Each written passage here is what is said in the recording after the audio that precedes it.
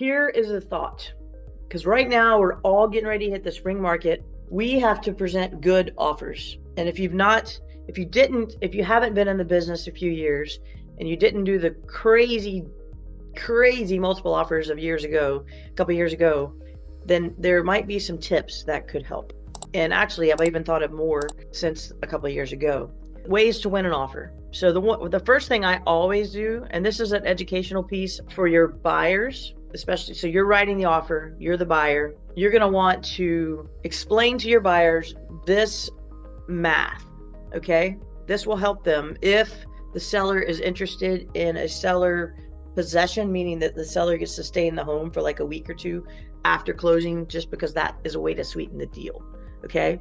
Insurance-wise, I'm not an insurance agent, but I will say what I've learned is that both parties' insurance will cover if something happens to the house. The seller would keep insurance, and then the buyer also gets insurance, and they both start them. The one just keeps it through closing, and the one keeps it or starts it on the day of closing. I would recommend both, because that way if anything happens, both parties are covered. If you can't do that, then let the buyer take the insurance, because that'd be the smarter thing, because the buyer is the one who is going to be living in the house. So the seller could have their insurance end on that day. The point of that part is there shouldn't be a significant liability on behalf of the seller to let the buyer, or the buyer to let the seller live there for a week or two, okay? Financially, here's the math piece that I think helps buyers understand. They're like, well, I don't want somebody living in my house that I just bought because I'm going to have to pay 2 mortgages. No, you're not. So let's say we close on a house on March 1st and the seller wants to stay there for a week, 2 weeks, a weekend, whatever. The buyers are not going to pay a mortgage. If they close on March 1st, they're not going to pay a mortgage until May 1st. So even if you let the seller live there for a month for free, it's not going to cost the buyer anything extra. You get what I'm saying? So when you close a house, the buyer skips a month. Yes, they've just put in a good ton of money, right? That, I get that. But financially, because people are like, oh, well, I want to at least cover the mortgage. You don't need to worry about covering the mortgage. If you close March 1st, there's not a mortgage due April 1st. It's due May 1st. They skip a month. So that is a huge weapon in your arsenal that you can utilize to offer the seller a seller possession, and just say to them, you know what, guys, if you want to stay in that home for an extra week for free, it's part of the offer. It's part of the deal.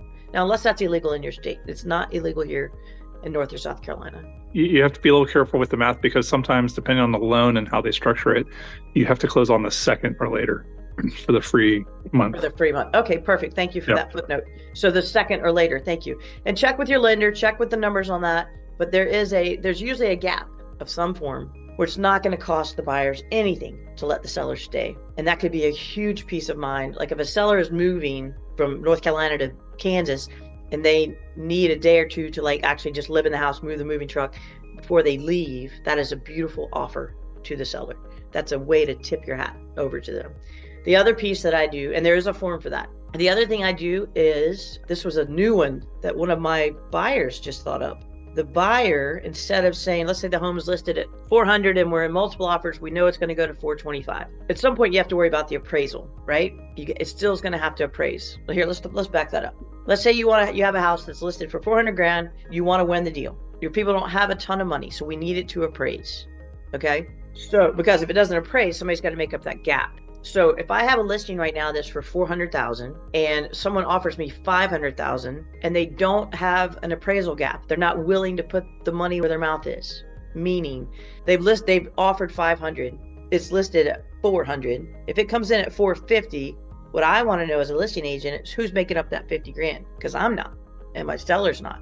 The buyer has to. So making a stupid offer of 500,000, thinking, oh, that'll be great, we can afford 500,000. Well, if it doesn't appraise, who's making up that money? So when I present an offer, I would say we will do an appraisal gap. We'll cover an appraisal gap up to X number of dollars. If we go under contract, if we're listed at 400, we go under contract at 450 and it only appraises for 445, we're willing to pay that 5 grand to get to 450. If it appraises at 435, we're willing to pay 440. We're not going to go up to 450. Does that make sense? So you got to put your money where your mouth is. Stupid offers don't matter. They don't matter.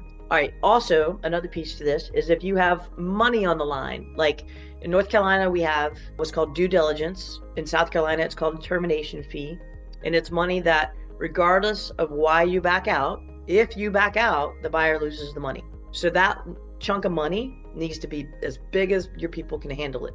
And again, this is another question for your lender. If they have 20 grand saved up and they want to put 5 grand in of that for their termination money, I'll make sure they're not going to terminate. It all goes towards their money at the end. So I'm pretty sure that they can use that money, because a lot of them, well, I don't have 5 grand. Well, do you have 20 grand saved up? Because it'll count towards your monies. Pretty sure that that's a true statement. So the buyer appraisal, seller possession, appraisal gap, and then also your termination money, or I don't know what other states call it. We call it termination. The termination fee is South Carolina. The due diligence fee is North Carolina. All right. The other one is repairs. Unless it is lender required repairs, say to the seller when in your offer that the buyer is only going to ask for repairs that total X number of dollars. So you could put it at $2,500, $5,000, $1,000, whatever your people have or your people are willing to cover. So if you get the inspection report back and you know that it needs a new roof and it has active leaks and it's something that actually the seller will be willing to fix, we're going to ask for that. But we're only going to ask for that if it's like over that minimum that you set. We're not asking for the caulk to be fixed. We're not asking for the crack in the ceiling to be fixed. We're going to only ask for one big ticket item. That is a massive incentive to a seller. Oh, and I have one more. So seller possession, buyer appraisal gap, termination fee or due diligence fee, repair only X number of dollars, and have that be meaning you're not going to nickel and dime them to death. Okay. All of these things are what I look at when I'm a listing agent and I'm looking for what deal is the best deal. And then the last one is commission.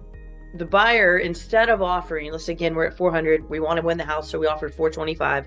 They're willing to actually do 427, but we're worried about the appraisal. We don't think it's going to appraise at 427, but they have that money. But they want the home to appraise. Okay. So what they did, and we did this, we offered 425. And then again, I had my lawyer draft up a little deal, and there actually is a form too that says commission agreement. And what we wrote in there is that the buyer was willing to cover $2,000 of my commission so that the seller doesn't have to. Now the win in that is we don't have to worry about the appraisal. It takes that's an immediate 2 grand that the seller's going to net, and only do that if your people have money and can do that. But I thought that was brilliant. I was like, wow, because we don't even have to worry about the appraisal. Like, I always look at what is the best deal for my sellers. Best deal for my buyers is the opposite of everything I just said. If they love the house, they just got to go all in. And they may lose 4 houses before they realize that you're right. Just to recap those, if you are in a multiple offer situation and you want to win the deal, here are 5 ways to potentially craft a beautiful offer to win the deal.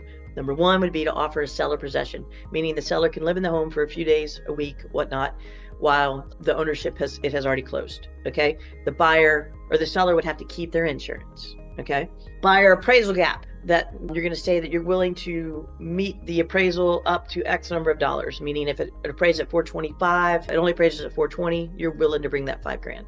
Number 3 is your termination fee or your due diligence fee. That's a fee for North Carolina, South Carolina. I'm sure everybody has some kind of fee. Put some money on the line is the point. If you don't have that, then create that. That'd be a massive feather in your cap. If you don't have that in your area, just say, you know what? I'm going to send you guys a termination fee of $2,500. If you're in an area that doesn't offer that, you just tipped it over into your side. Your repair list, you're only going to ask for massive repairs. You're only going to ask for things that are going to be significant numbers of dollars. And then commission. See if your buyer is willing to pay a portion of your commission. And that way it's an immediate expense paid for the sellers. It's immediate seller net. This is the best thing you can do as an offer. Best thing you can do when you write an offer. Make a bullet point email that says everything. This is Robin Mann. I'm the buyer. The buyer is Robin Mann. She's a conventional loan, approved up to 450. Just little sentences. Approved. This what I'm writing. What I'm saying is what you would write. Robin Mann, conventional buyer, approved up to 500,000. Pre-approved, not pre-qualified. She's willing to waive repairs up to, unless there's one item, of $5,000. Closing date is this. The due diligence date is this. She wants these things from the house, the fridge, and a warranty, the washer dryer, the pool equipment, whatever. she's willing to pay $2,000 of the buyer's agent commission. Just write it out in bullets. Because as an agent, listing agent, when you get 20 deals in and you have to read through all these things and you miss something, it's a nightmare. So make it easy on the listing agent. Help them, because then they're going to like you. They'll be like, "Ooh, I love that Loni. That Michael did it right." I love when I look through and they've signed everything and they've done it. I'm like, "Oh, Michael, yay."